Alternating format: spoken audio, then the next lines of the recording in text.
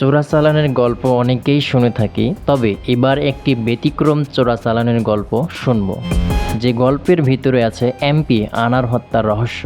স্বর্ণ চোরাচালানের দুই মাফিয়া, এদের একজন হলেন ডায়মন্ড ওয়ার্ল্ডের ব্যবস্থাপনা পরিচালক এমডি দিলীপ কুমার আগারওয়ালা, অপরজন ডায়মন্ড অ্যান্ড ডিভার্স এবং শারমিন জুয়েলার্সের মালিক ইনামুল হক খান ওরফে দোলন। তাদের বিরুদ্ধে দুবাই ভিত্তিক স্বর্ণ চোরাচালান সিন্ডিকেটে জড়িত থাকার তথ্য পাওয়া গেছে। এরাই নিয়ন্ত্রণ করছেন সোনা চোরাচালানের 83 সিন্ডিকেট। তবে দিলীপ কুমার আগারওয়ালার বিরুদ্ধে সোনা চোরাচালান ছাড়াও ডায়মন্ড চোরাচালান থেকে শুরু করে খুনের অভিযোগ পর্যন্ত রয়েছে। এমপি আনার হত্যা মামলার তদন্তে তার নাম বেরিয়ে এলেও সাবেক স্বরাষ্ট্রমন্ত্রী আসাদুজ্জামান খান কামালের হস্তক্ষেপে তার নাম প্রকাশ্যে আনেননি গোয়েন্দারা।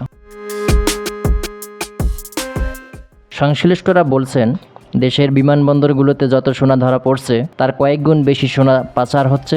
দেশের অবৈধ সোনার এ বাজার নিয়ন্ত্রণ করছেন বাজুসের সাবেক সভাপতি ইনামুল হক দোলন এবং দিলীপ আগারওয়ালা।